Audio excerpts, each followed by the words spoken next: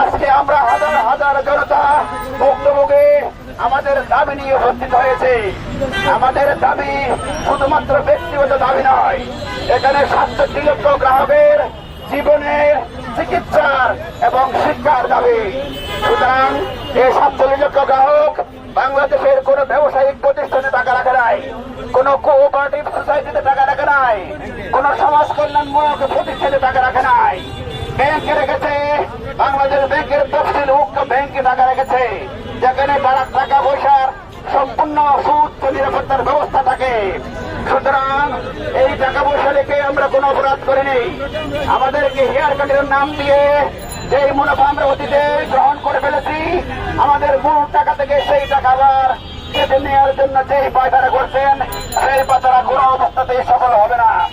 আজকে আমরা ব্যাংকে টাকা রেখে আমাদের বয়োবৃদ্ধ পিতামাতার চিকিৎসা করতে ব্যস্ত হচ্ছি, আমাদের সন্তানের লেখাপড়ার খরচ যোগান দিতে আমরা ব্যস্ত হচ্ছি, আমাদের নিজেদের পরিবার পরিজন চালানোর জন্য আমরা ব্যস্ত হচ্ছি। আমাদেরকে যদি এই অমানবতার জীবন যাপন করার জন্য বাধ্য করবেন না। আপনি যে হেয়ার কার্ড দিয়েছেন, এই হেয়ার কার্ড নামক কালো আইনটি বাতিল করতে হবে।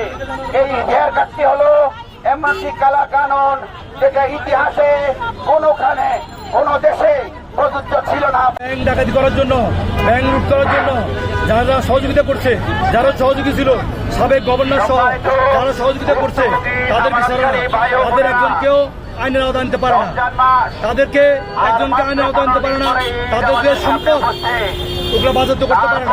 আমরা সাধারণ আমানতকারী, আমরা আমাদের সারা জীবনের কষ্টিত টাকা আমরা ব্যাংকে রেখেছি। আমরা কোনো কোঅপারেটিভে টাকা রাখিনি, আমরা কোনো সমিতি টাকা রাখি নাই, আমরা বাংলাদেশের ব্যাংকে আমরা টাকা রেখেছি। আমাদের টাকা আমরা আস্থা মনে করছি, বাসা রাখি নাই চোর নিয়ে যাবো, আর ব্যাংকে রেখেছি আজকে শিক্ষিত স্তরে নিয়ে যায়, তাহলে আমরা কোথায় যাবো? যারা লুটপাট করেছে আমরা চাই তাদেরকে আওতা আনা, কিন্তু একজনকে আনা হতে হবে। আমরা সাধারণ আমানতকারী, আমরা আমাদের কষ্টজীবী টাকা আমরা রেখেছি। আমাদের থেকে যারা ব্যাংকের থেকে টাকা নিয়ে চলে গেছে আমানতকারী, আমাদেরকে বর্তমান যে 5 আগস্ট পরে যে মঞ্জুর সাহেব দায়িত্ব নিয়েছে, উনি বলছে এই ব্যাংকের টাকা রাখেন, এই ব্যাংকের টাকা গ্রাহকের টাকা, আমাদের টাকা সুরক্ষিত, আমরা টাকা রেখেছি। কথা উনি আমাদেরকে রাখার পরে যারা চলে গেছে তাদেরকে করতে পারে। আমাদের অ্যাকাউন্টে প্রফিট ঢুকেছে, সেই প্রফিটের কিছু অংশ আমরা নিয়েছি। আমরা কোনো ইন্স্যুরেন্সের টাকা পাই নাই, ওনারা সেই প্রফিটের টাকাকে ইন্স্যুরেন্সের টাকা বলে এখন আমাদেরকে সেই ইন্স্যুরেন্সের 2 লক্ষ টাকাও দিচ্ছে না।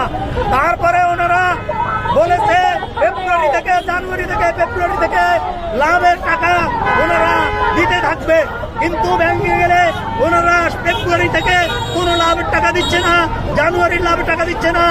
আগের যেই লভ্যাংশ প্রফিট ঢুকছে সেই প্রফিটও ওনারা কাটিয়ে রাখতেছে, বর্তমানে কোনো টাকাই দিচ্ছে না। ওনারা আমাদেরকে বিভিন্ন রকমের গালাগালি করে, আমাদেরকে গালিগালাজ করে ব্যাংকের থেকে বাইর করি নেয়। ওনারা ব্যাংকের কর্মচারী, ব্যাংকের ম্যানেজার, আমি মোদিজির ব্যাংকের একজন আমানতকারী, ব্যাংকের ম্যানেজার আমার টাকা দিচ্ছে না, আমাদেরকে গালাগালি করে, ওনার সহকারীরা ধাক্কাধাক্কি করে।